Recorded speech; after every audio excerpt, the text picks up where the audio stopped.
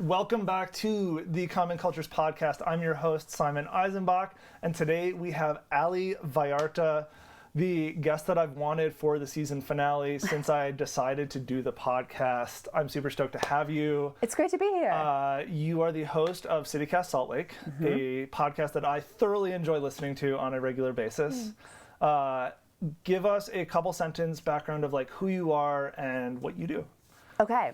My name's Ali Vallarta. I'm your neighbor in Salt Lake City. I host a daily hyperlocal news podcast that basically tries to tackle like the experience of being a Salt Laker. I think the ethos behind our show is like audio is a great way to get information. You can multitask. This is a growing city full of people who love it and want to make it better and want to figure out what that looks like. Yes. How can we connect the news of the moment to resources back to people and kind of triangulate all that information? Whereas sometimes it can lay flat if you only get a piece of the story or a piece of the players involved. Totally. So that's what we do. We're a 4 or 5 person team. We make a daily show and email newsletter that's like, here's what's up in the city today.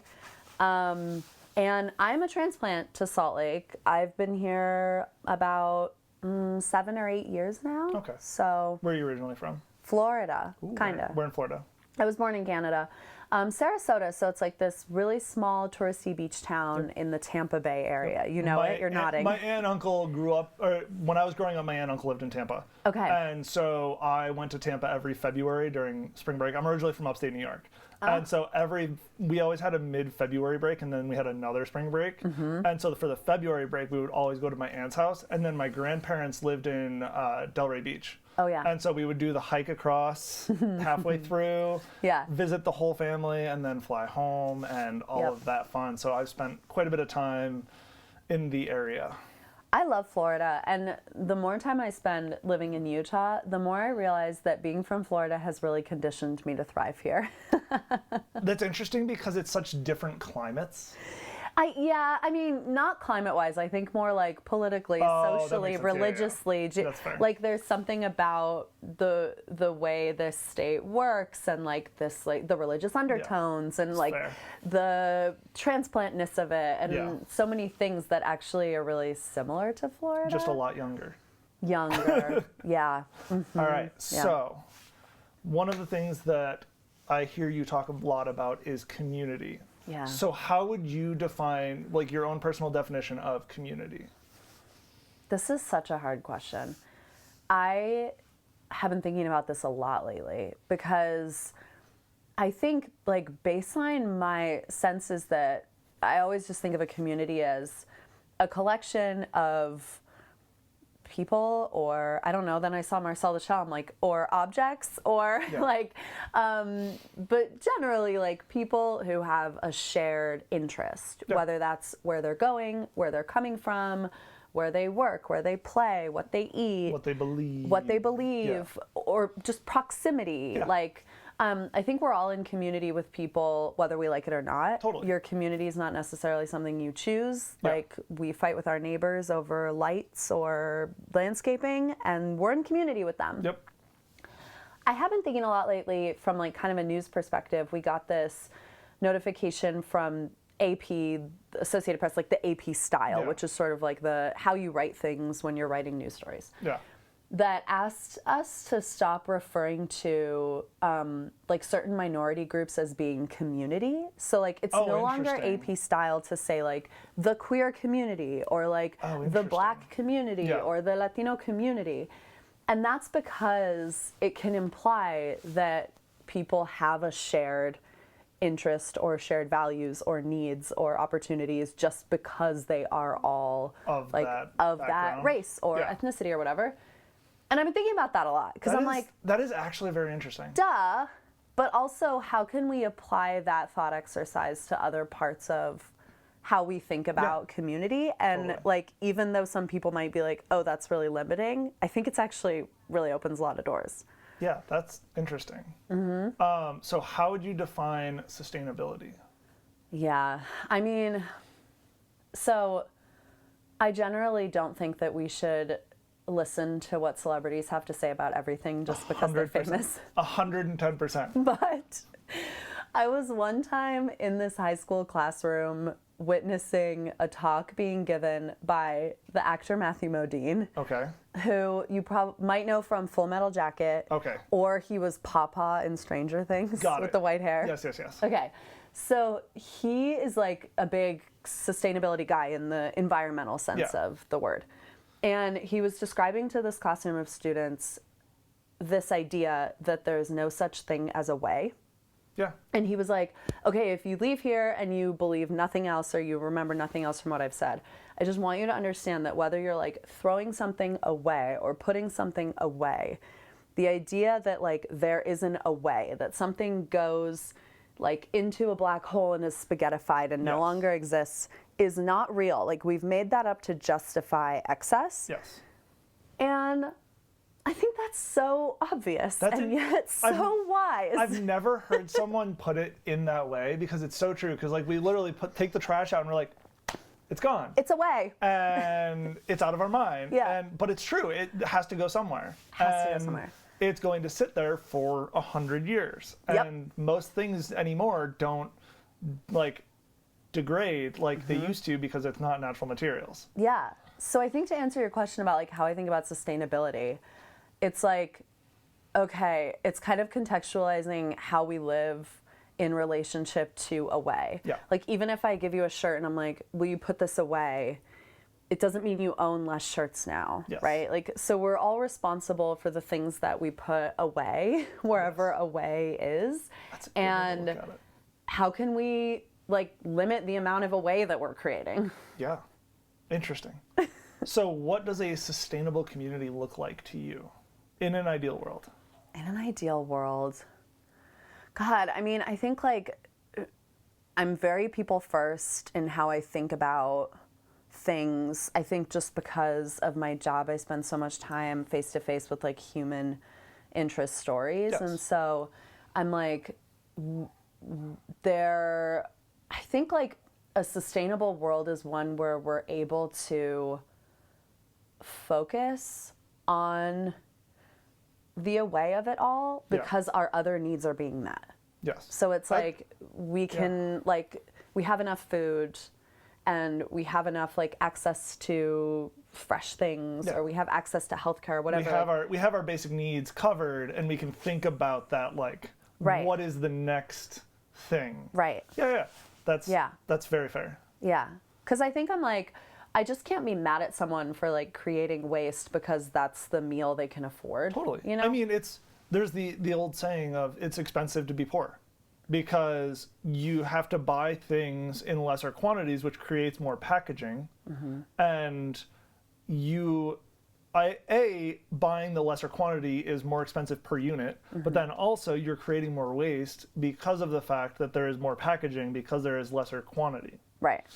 We also create more quantity when we don't share. Like when we share, we have an overall need for less. Like, and so if I can borrow or recycle or check out from the library or whatever else, the things that I need to build the life that I enjoy and to embrace at times a little luxury and a little work and like find balance. I mean, we all deserve luxury, I think. Yeah. And so I think like, to me, that's the dream, right? It's just like everyone has what they need. And so we can then imagine other worlds like beyond our current imagination right now when we're just trying to, we have like, water stay alive. And the Great Salt Lake is fine. And Or you can borrow my gas masks. Oh gosh, I do not look forward to that day. When I was younger, I did asbestos removal and had to wear face masks and stuff all the time, and I do not miss those days at all. It's brutal. But yeah, I mean, at least you're prepped. So you grew up in Florida. What was your childhood like? It was fun. I mean, my childhood was kind of Gilmore Girls-esque. It was like mostly me and my mom, and we were just like trying to kind of make things work. I think from the standpoint of... what types of hobbies did you have? Oh, well, I loved horses, of course. It's also a very common thing in Florida. Yes. True. Someone sent me the other day, they were like, Bravo's casting a reality show in Central Florida about people in the horse industry. And I was like, I don't live there anymore, but I will watch that. It's going to be wild. Let's see. You know, I really loved being outside. I loved rollerblading around the condominium complex that we grew up in, listening to my mom's Walkman. I loved like going to the beach. Yeah. How far were you from the beach? Close. Like we were like a 10-minute drive, 20-minute bike ride. Sweet. Nice. Yeah. And I was never like, I was an only child. Okay. So I was also, there were a couple things happening. One is like, I was able to kind of explore everything, which made me sort of insatiable. Like it was like gymnastics for a week, not for me. Next, swimming for a week, not for me. Next. And then also, because I was an only child, we didn't really have a lot of money. From a sustainability standpoint, it was about like, we shopped secondhand, we thrifted, like we reduced.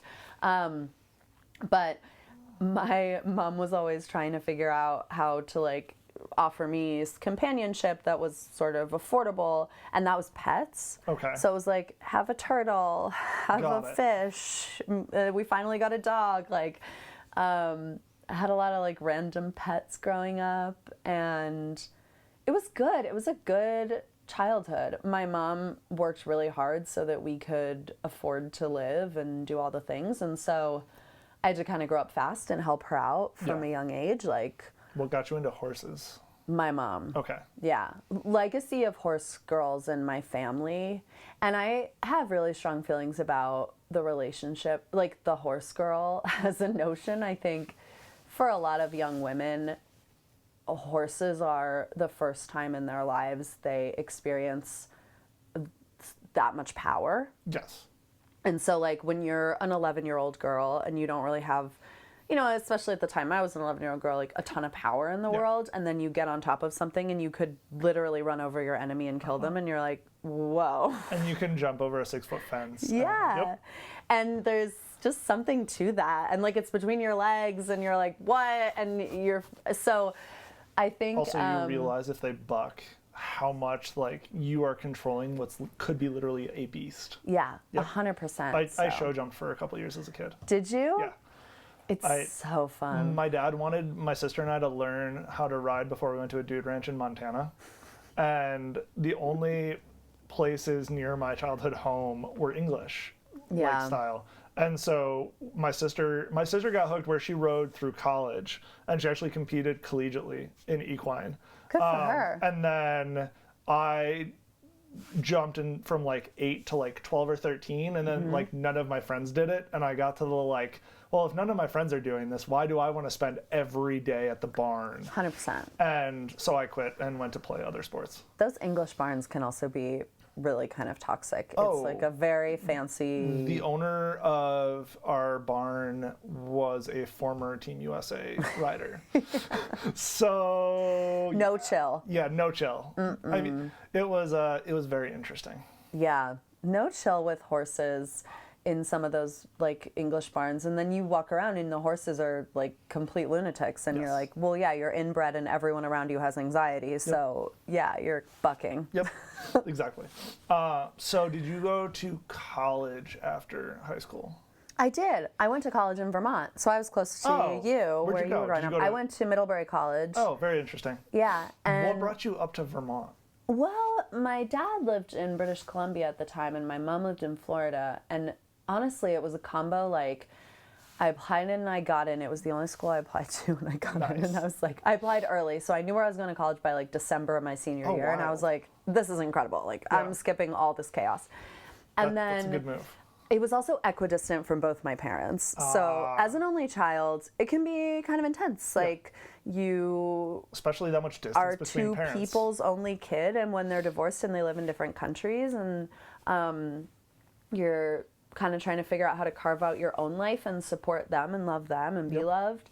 And so I just kind of wanted to get far away from everything. Yeah, that's fair. And I went to a really bucolic school, which I think was good for me because I don't have the attention. Like if I had gone to school in New York City, I would have dropped out. Like you would have had way too many distractions. Too many distractions. Yeah. New York is its own beast, just trying to live. I don't get I don't know why anyone would want to live in that city. I But visit, Oh, yes. I can do up to 5 days in New York City, but after 5 days, I'm like, I need out. I'm No. good. And like leaving New York feels like Britney Spears like stripping out of the like Pepsi suit. You're just like, oh my God, like it's a shedding. Yep. It's a shedding. Yeah. Yep. So I went to college in Vermont and I liked it. And What'd you study? I studied modern Arabic poetry, which serves me every day in my Alrighty. job. Though I think, yeah, I think I'm one of those people who is like really grateful that I had the opportunity to go to college. I'm definitely still paying for it. And it opened up so many doors for me, especially just because I didn't know anybody. And then I kind of went to a really elite school where everybody knew everybody, and that Yeah. helped me know a lot of people. But I don't know if I'd do it again. Why? I mean, on the note of like sustainability, like thinking about managing your resources, your time, and your energy, Yeah. I don't know that a 4-year college is considerate, like Do you that think- structure is considerate of resources, time, or Do energy. you think you could, in a different, like if you were to do it all over again in a different life, that you could do similar with like an associate's degree or zero college? Have the life that I have now? Yes. Or a life that you are happy with? Yeah, I kind of think so, because when I look back on the only thing that I got from college that I have to credit was relationships. Okay. And so there have been very particular moments in my life where I've had access to opportunities because of people I knew because of where I went to school. That's fair. Full stop. Yeah, that's very So fair. do I think I could have this life? No. But I also think that if you, like, through that same lens, I could have a different life that was also cool and fun, because I would know completely different people Yeah. with completely different opportunities Yeah. and things. So, yeah, I think it would be different, but I do think like so much of where things get done is honestly just like kind of setting up at a bar or like, It's a lot of who you know. And my friends in academia are like, I'm just worried about them. Yeah. Like, I'm like, you are not treated well by anyone. My partner mastered out of, she moved out here for a PhD program and mastered out because she was just like burnt out. And she was like, I'm over it. Yeah. Yeah. And like, people get passed up that for these roles they're incredibly qualified for. The system beats you down. And I also think like it doesn't honor how quickly ideas move. Like That's true. sometimes I'll read something on JSTOR and I'm like, yeah, I read that tweet. Like, I know that, to be clear, I know that this is like years of research, study. Like, Yeah. I think we should honor systems. Yeah. But like, I just think our college campuses where ideas move quickest anymore these days, I don't know. I haven't been on one in a long time. Yeah, that's fair. Interesting. Where did you go after college? After college, so I stayed in Vermont actually, and I worked for this education nonprofit that was a program I had been a part of as a student that was sort of like something that connected me with college. It was Okay. like a college readiness program for first generation college students. Oh, very cool. And they happened to be based in New York, in Essex, New York, on Lake Champlain. So I lived in Vermont, and I would take the ferry across Lake Champlain every Amazing. day to go to work, which was in theory so wonderful. But I really struggled with that job, and I would cry every single day on the way home from the ferry. I feel like I'm that would be really miserable in the winter. yes. And like Because- waves are crashing over the ferry. And these like sweet, like upstate New York guys Oh, who yeah. ran the ferry dock, who were in like just like knee-high Wellingtons and like big slickers, would be like, I would be the only person walking on, not driving on. Yeah. So I'd have to walk up to this like rickety old tower on this boat, and I'd be crying. And they would microwave a styrofoam cup of water to be like lukewarm and put a Lipton tea bag in it and be like, here. And I was just like, this is, I mean, it's so funny because in life, like when you're in the zone, you're just in the zone. Yeah. And then you look back 10 years later and you're like, yeah, I did that every day, Simon. I really did I do did it that? every day. That is, Wild. That's a heck of a commute.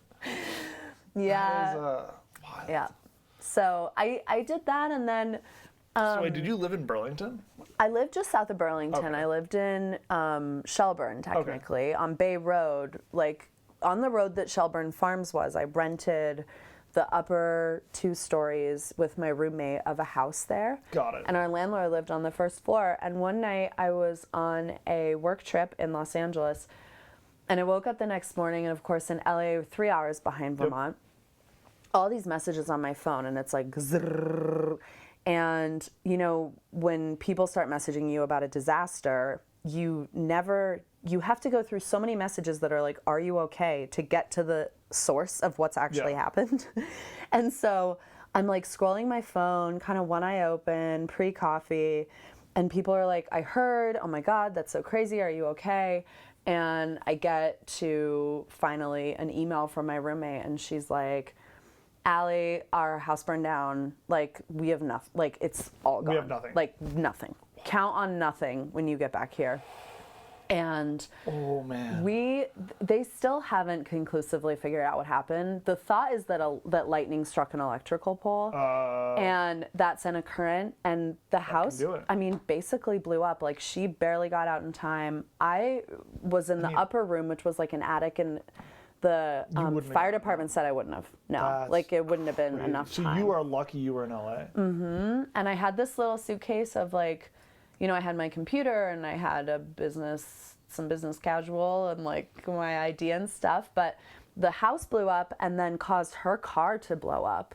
And then my car was parked like one spot over to the right of hers, and it didn't blow, but the glass windows blew out. Oh my God. And I was able to get them replaced. Wow. And I drove that car until I sold it in the Crown Burger parking lot on 4th South last December for $1,200. Amazing.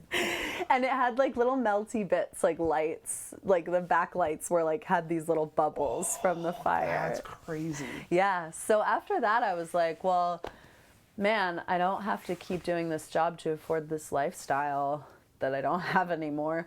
So I got back into working for film festivals, which was something I had done when I was younger and really loved. Like, in middle school, I started ripping tickets at the movie theater when I was 13.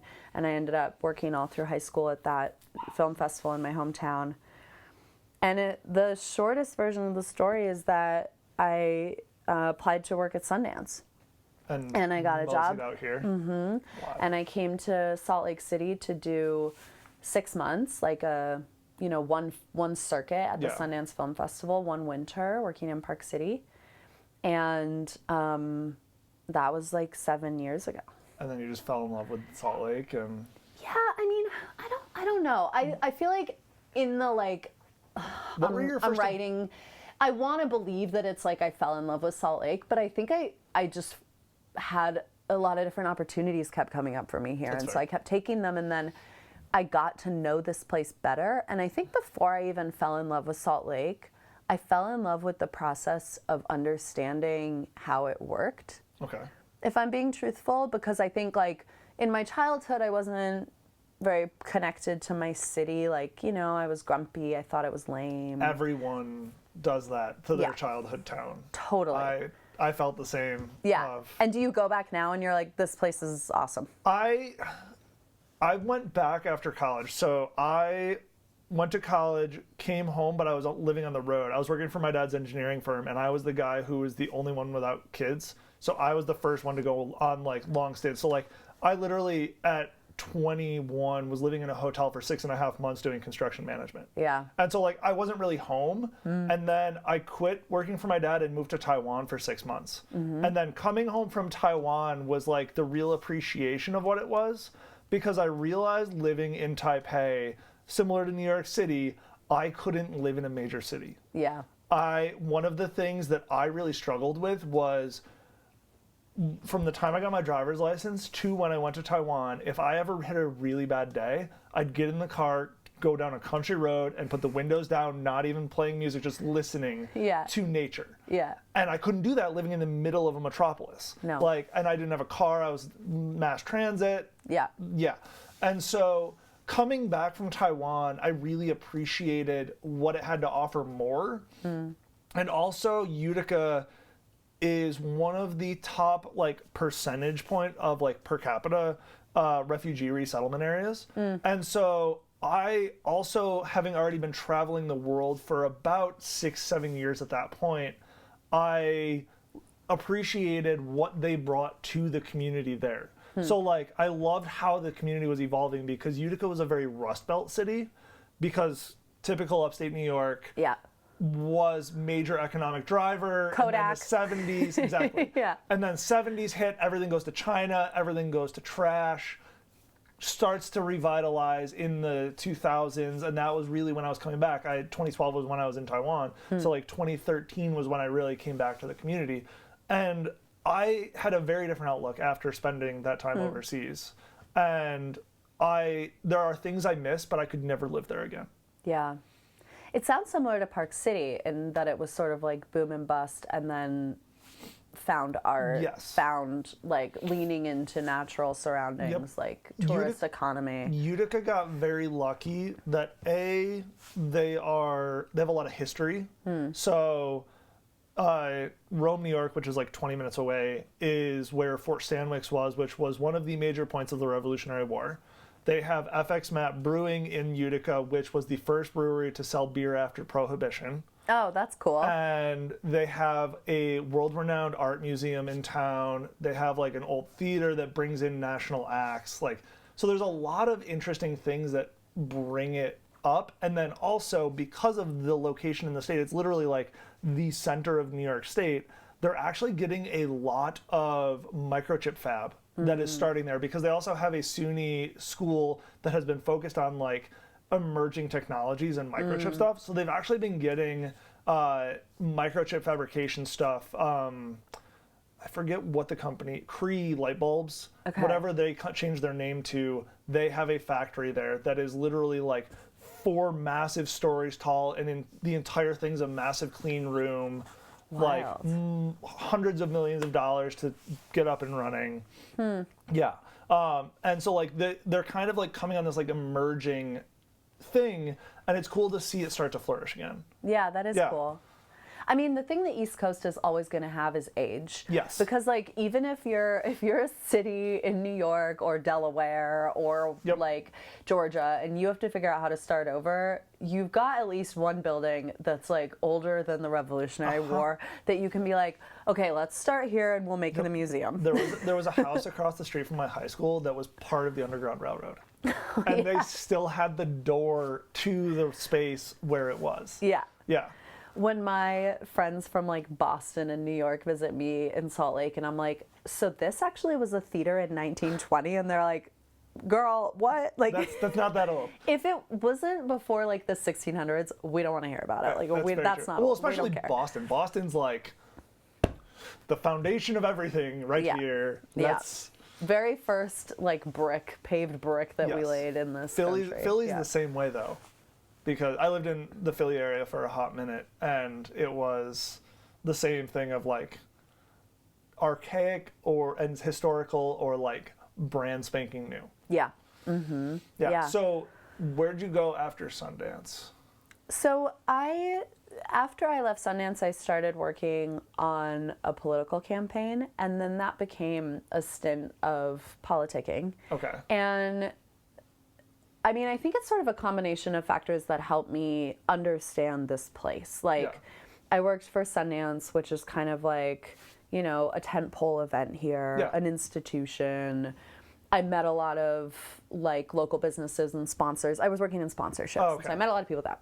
That probably helps you a ton now. Yeah, I don't sell our ads, but I definitely like, that's when I started to meet people. Like even just the fact that like had some of our media sponsorships. So it was like my first day in Salt Lake, and I was like, what's Slug Magazine? And it's like, okay, once you know what Slug is, like, it's going to open so many doors.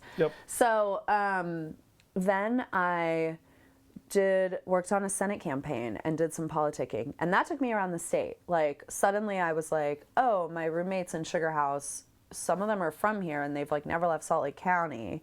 And now I've been on 3 grain farms in Box Elder County, and I'm like, starting to really get a sense of the fingerprint of the state. And then after that, I worked in public radio. I worked at the NPR station, KUER. Nice. I did events and community engagement, and so I would collaborate between the newsroom and the development team to figure out how we could deepen our relationships. And then I also produced Radio West as like a part-time producer. And then I went back to politics because it was kind of a tough time to be in news. It was like 2020 and I was frustrated and I didn't want to sit in meetings where we arbitrated whether or not something was racist or misogynistic. I just wanted us to agree that it was and move on. Yeah. And so I went back into political organizing and I worked at the Rural Utah Project. Nice. And was able to be involved in some really incredible work there. And then I applied to host Citycast Salt Lake because someone sent me a Google form. Wild. And they were like, this guy, David Plotz, you probably know him, Atlas Obscura, Slate Magazine. He is starting this like national network of local news podcasts. They're interested in launching in Salt Lake City. Like, you should apply for this. And so I did. I just like filled out a Google form. I made a little like audio recording and sent it in. And about a year later, we were starting the show. So that would have been October 2017. Wild. Pretty cool. That's awesome. Yeah. What would you say is the most underrated part of Utah? Oh, okay. I love this question. In your travels. Yeah. So I actually think it's downtown Salt Lake City. Fascinating. Because people come here and they see Salt Lake as like an airport bathroom on their journey to wherever else. It's like, we'll stay a night in Salt Lake, like get our bearings, like, and then we'll go to the destination. Yeah. We're gonna go down south. We're gonna go to the Uintas. We're gonna go to the resorts. Exactly. Yeah. We're gonna road trip our way to Joshua Tree or the Tetons. Yeah. And so I think Salt Lake City doesn't get the kind of traffic that it deserves, or at least the respect that it deserves from people who are passing through. That makes sense. And so I think like it's kind of downtown. Interesting. But then if I were to say like in terms of the state, in terms of like getting outside, exploring, I think it's like the Buckhorn Wash and like Emery County. Okay. Emery County is awesome. Yeah, it's like 36-foot pictograph panels, and you're just like, if this were in Moab, it would be under basically police protection, but it's not. And so I'm just standing here looking at it, and that's wild. Yeah, there's so much about this state that's incredible. I love like Bluff. Like I think a lot of people think that like Moab is the furthest southeast corner of the state, but like you get down into like Bluff and Monument Valley, and my girlfriend raced mountain bike race in Monticello last year, and that was some of the most fun and mind-boggling. Like one of the stints of the race ended in Bears Ears, and like I wasn't racing, so I was riding with the organizers down to the finish, and you just like start seeing Bears Ears like and like the valley, and you're just like, this is insane. It's wild. Yes. It's just some of the most, I mean, the vibe is cradle of civilization. Yeah. And you're like, yeah, duh. And it is. Yeah. It is, still is. So, there's so much here to see. It's amazing. Fact. I mean, I feel like I've only been here for a couple of years, and I feel like I could spend my entire lifetime here and never actually experience everything there is to experience in Utah. Yeah. And it isn't necessarily just hiking and biking. I think that's what's brought a lot of people here in recent years, like in terms of transplants to Salt Lake. Yeah. I would invite people to just like go to Brigham City and visit that carriage museum and see all the old horse and buggies. Did you know that one of the largest bowling ball manufacturers in the world is in Brigham City? Is it? Yeah. Storm Bowling. Cool. Yeah. That's cool. Yeah. Like, I think there's this, we did this episode that was 10 Rules for Surviving Salt Lake, It's one of our most listened to shows, and I'm not surprised.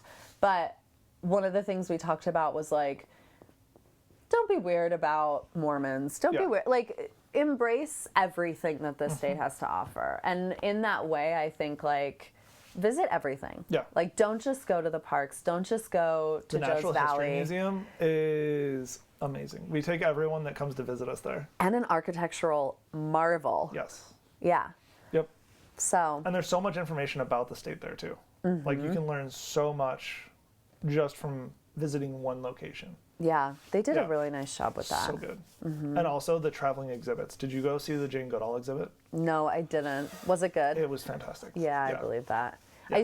When I used to work at the U, I was better about it because I had free passes. But that would do it. like, you get free admission. God, working at the U is like, just it's like you get everything. Yeah, that's fair. I mean, they basically run half of the state. Let's be real. It's like free transit pass, like access to all the museums. And especially living downtown, it'd be so easy. Just take the train right up. No, that's my favorite thing to do because I love going to Utah women's basketball games. Okay. And do you live downtown? Shout out to my girl Alyssa Peely, who just got drafted in the WNBA. And I live in the lower Avs. Okay. So I like to go to the Chili's on 4th South. Okay. And have some cheap margaritas. Nice. And then jump on the red line and fly up to the U. And then after the game, you fly back down, grab your car in the Chili's parking lot. You're in and out, no fuss. That's awesome. That's so much easier than trying to drive up there and park. Leaving is the problem. Yes. Not arriving. we went and saw Bert Kreischer on campus. And That's cool. It was a nightmare parking. And yeah. Red line. Yeah. Learning things as we go. Yeah. You'll awesome. get there. What, having been here for 7 or 8 years and now doing the podcast, how do you feel like that's kind of shaped you into like where you view things in life now? Yeah, I mean, I think like I'm always walking this line between being like, man, the more I learn about this city, the more I appreciate the fact that it is full of people who love it and just want to make it better. Yeah. And are so open to thinking about what that looks like in genuinely like forgiving and hardworking ways. Yes. Like, and I think that makes me feel optimistic, and it makes it easy to celebrate like little victories. Yeah. And then I think on the flip side, on the other side of that line, is this part of me that's like, the more I learn about how things get done here, the more absolutely enraged I am every single day. And the more I'm like, I can see that. So when you figure out the system, is it that you just either live in a state of complete rage and disillusionment and fade into the abyss that way? Or do you lean into the system and just try and make money off of it? Like, are those the two options? Are those the two genders? That's basically the two options. Yeah, like, and that's also one of the things I hate about politics in America is that it's all, or most everything in America these days is like, it's this or that, black and white. There's no like, hey, we all think slightly differently. Like there's like 50 Shades of Grey. Like we're all different and we all have slightly different needs. But it's like everything is like, there has to be a winner. There has to be a loser. Yeah. I hate that.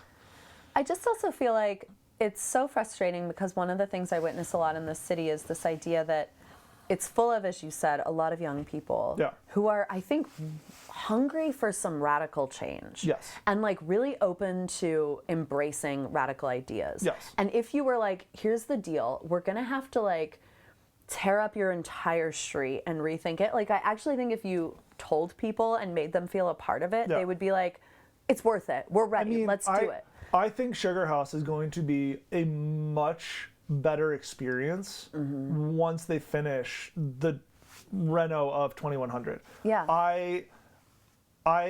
The main road in Utica where I grew up was a 4-lane road. and people would go 50 miles an hour down a road. And it's like, this is not walkable. This is not something where I want to go hang out downtown because cars are flying so fast that like, I'm not going to enjoy experiencing it. Right. And it's the same thing with 2100 in Sugar House. And like, there's so much walkable experience there. Yeah. And I feel like it's going to be so much more improved. And I also didn't realize just how many apartments were in Sugar House already.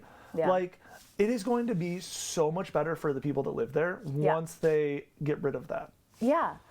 I mean, I guess my beef is just like, can't we do the radical thing sometimes when it's all of our idea and not just like one guy's idea or Gail Miller's idea? Like, I would just love to feel more that like when we as a city put our energy behind something that we're like heard. Yeah. And I know that's more an issue with the Utah legislature, but it's like, I want us to be able to harness that so that sometimes it feels like the victory belongs to the actual people community. And not just like I mean, some billionaire got their dream. That goes to whatever you guys were talking about in the episode. I forget which sports entertainment district it was, where it was like one person from Salt Lake City was on the board of 7. Yeah. And everyone else was like private people that were invested. And it's like, this is a massive community that's being impacted. And we have one little teeny bit of say. Right. Like, it should be like 90% community with 10% outside input. Yeah. I will say, for anyone who's like hearing us have this conversation and thinking, boy, Citycast Salt Lake must be a real downer. I think one of the things that we try and do often on our show, and that any bureaucracy needs, is managing expectations. Yes. And like managing expectations should be the core of any comms plan. It should be the core of any bureaucratic decision, and it should be the best friend of any like civil office. I also think you guys do a good job of representing like the actual fact of the matter of like, this is what it says. This is what this person said. Whereas, and like, if you guys are giving an opinion, you're like, this is my opinion. So it's not like in some media situations where it's like people give opinion as fact. And I do feel like you guys do a good job of that. Thank you. But also you guys cover so many different topics, and this is just one tiny little fraction of the topics that you guys discuss. And there's so much other good stuff happening that you guys do also cover. Yeah, we like big ideas. And if someone has a big idea for our city, we're almost always going to hear them out. Yeah. And as it should be. As it should be. But also not every idea is amazing in the end. And they're not all going to happen. But there are bits and pieces that sometimes come to fruition, and it's cool to see. I don't know. So. In time. Yeah, we'll see. As a kind of finale question. Actually, I've got 2 last questions. Okay. One's a little simpler, so we'll go with that one first. Okay. If you could have any guest on Citycast, who would it be and why? Yeah. Okay. So I kind of think if I could have anyone on Citycast Salt Lake, and this is like minding the vision of the show and what the show's like, you know, mandate is. It's got to fit in with the show. I kind of think it's Ryan Smith. That would be such a good conversation. Because we just finished up this series about the most powerful Salt Lakers you don't know. Yep. And we're exploring the possibility of doing a series later this spring that's covering all the different Utah dynasties. Ooh. And I think he is, you know, there's this cast member on Real Housewives of Salt Lake City. I don't know if you watch. I do not. Her name's Lisa Barlow, and she is really devoutly LDS. Okay. But she owns a tequila company. And the way that she talks about holding those two things together, because of course, for anyone who doesn't know, Mormons famously don't drink alcohol. Yes. Is that she describes herself as Mormon 2.0. And I think about that phrase a lot, and I'm like, do I think she's Mormon 2.0? I don't know. But I kind of think Ryan Smith is. Ryan Smith is he is building the next dynasty in this state, and whether or not we like it, dynasties are how things get done here. It has been that way forever. It's a state where people are literally obsessed with their lineage. Yep. And so I have so many questions for him, and I think he can be a little hard to pin down and a little dodgy. largely because A, he seems a little mercurial, and B, like, he's a tech bro, and those tech bros just throw Hail Mary passes all day. Like, that's their whole approach. Yeah. I have so many questions for him about what he sees the future of Utah being, and I think that despite the fact that I disagree with him on acres and acres of things, I think we both really care about this place. Yeah. I think he really does just freaking love Utah and want the world to see how cool it is. And that could be interesting to unpack. That would be a very interesting conversation. And I hope he's this listening. happens. If he listens to my podcast, that would be wild. And hears this before he ends up hearing something about wanting it on Citycast. Amazing. That would be I incredible. want him to hear it anywhere. I'm going to start buying billboards. There we go. And then my final question of Utah as it is, go 10 years in the future. What do you hope that looks like? 10 years in the future, man, I just hope we have public bathrooms downtown. 10 years from now, we'll be hosting the 2034 Winter Olympics. That's true. And by God, I hope that by that moment, downtown Salt Lake is a place where you can go to the bathroom without having to buy something or beg a local business owner. Yeah, that's... It's literally all I want. Like, I'm not even being facetious. You were talking about this literally my dream. You were talking about this on the Olympic episodes. Yes, I talk about this. I asked the mayor. I was like, please, can we just get some public restrooms? Like, it's so crazy to me that we don't have them and that the ones we have are locked. Like, if we can come up with $50 million a year to fund this new downtown stadium district, like, what can we tack onto that to staff the bathrooms? Right. Fine. Like, anything to be able to just pee when I'm in Pioneer Park. Yeah, that's very fair. Very, very fair. Well, thank you for coming on. Thank you for having me. This was so fun. This was a blast, and I'm glad we finally got to meet. Congrats on your season finale. Yes, thank you. Season 1 in the books. Season 1 is now in the books.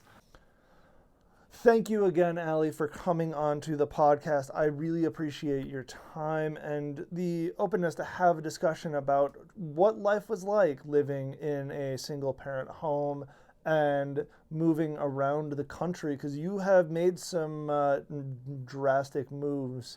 And thank you for capping off season 1 with a fantastic conversation, not only about life as you, but also things Salt Lake City. It is cool to talk about a place that has so much going on that does not get recognized for all that it has going on. Look forward to season 2 coming out. It's going to be about a month. We're going to take a month in between seasons, and the next season is going to be all things mountain biking. Be sure to stay tuned on Instagram at Common Cultures Pod and Facebook, Common Cultures Podcast, to know when we are dropping season 2. Look forward to those conversations, and I thank you guys all for listening in on season 1, and for those that gave feedback and have helped me make these better as it goes, I appreciate it. And also for those of you who've recommended guests for season 2, be on the lookout for those, because there is going to be some fantastic conversations. Until next time, have a good one.